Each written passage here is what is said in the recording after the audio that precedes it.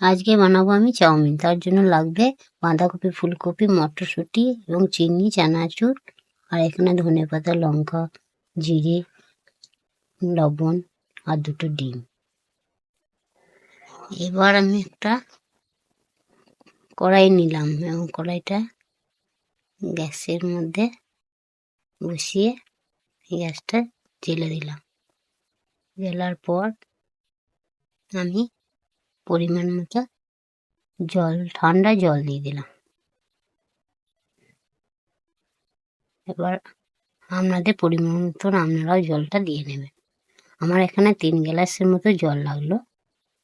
জলটা দিয়ে জলটা একটু গরম হওয়ার পর কড়াইয়ের মধ্যে বাঁধাকপি আর ফুলকপি কুচানোটা দিয়ে দিলাম। এরপর জলটা যে একটু ফুটবো হবে, তখন এর মধ্যে আমি চাউমিনটা দিয়ে দিলাম। সব একসাথে দিয়ে আমি এরপর একটা ঢাকা দিয়ে ঢেকে দিলাম। 5 মিনিটের মতো আমি এটাকে গ্যাসের মধ্যে চাপিয়ে রাখলাম। 5 মিনিট পর এটাকে একটু নাড়াচাড়া করে ঢাকাটাকে দিয়ে 5 মিনিট রেখে দেবে। 5 মিনিট হয়ে যাওয়ার পর এটাকে নামিয়ে নেবে এবং নামিয়ে নেওয়ার পর আমি একটা জামবাটি নিয়েছি। জামবাটির উপরে একটা ছাঁকুনি দিয়েছি। ছাঁকুনিটা যাতে জলটা ঝরে যায়, আর ঝরে যাওয়ার জন্য ছাঁকুনিটা জামবাটির উপরে রেখেছি এবং এর জলটা ঝেড়ে নিচ্ছি। এটা এদিকে জলটা ঝাড়তে দিলাম। এই কড়াইটা আবার আমি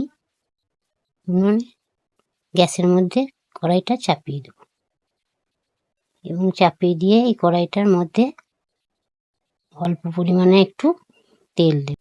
তেলটা গরম করতে দিয়ে এদিকে আমি ডিম দুটোকে ভেঙে নেব এবং ডিম দুটো ভাঙা হয়ে গেলে ভালো করে ফেটে নেব।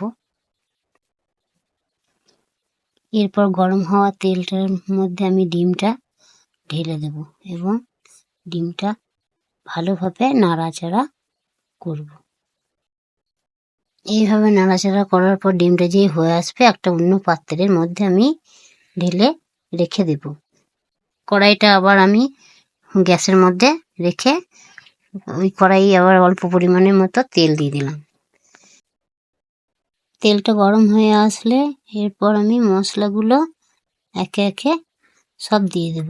প্রথমে আমি লঙ্কা, ধনেপাতা কুচি, মটরশুঁটি এবং যে মশলাগুলো ছিল সব একসঙ্গে আমি কড়াইয়ের মধ্যে দিয়ে দিলাম। দেওয়া হয়ে যাওয়ার পর আমি খুন্তি দিয়ে এটাকে ভালোভাবে নাড়াচাড়া করে নেব। নাড়াচাড়া করতে থাকবো। নাড়াচাড়া হওয়ার পর ওর মধ্যে যে ডিমটা রেখেছিলাম সেই ডিমটা আমি ওর মধ্যে অ্যাড করে দেবো এবং এভাবে ভালোভাবে মিশিয়ে নেব। এটা মেশানো হয়ে গেলে এরপর যে চাউমিনটা আমি জল ঝরতে দিয়েছিলাম সেটাকে এর সাথে দিয়ে দেব। এটা দেওয়ার পর এইভাবে ভালোভাবে এটাকে মিশিয়ে নেব। এটাকে এইভাবে মিশিয়ে নেব এবং এর মধ্যে আমি পরিমাণ মতো চিনি দিয়ে দেব। চিনিটা দেওয়ার পর এইভাবে আমি ভালোভাবে একটু নাড়াচাড়া করে নেব। এইভাবে খানিকক্ষণ নাড়াচাড়া করার পর গ্যাসটাকে বন্ধ করে দেব। নাড়াচাড়ার পর আমি যেটা চানাচুরটা রেখেছিলাম ওটা উপরে ছিটিয়ে দিয়ে এবার আমি নামিয়ে নেব। এরপর তৈরি হয়ে গেল আমার স্পেশাল ভেজ চাউমিন।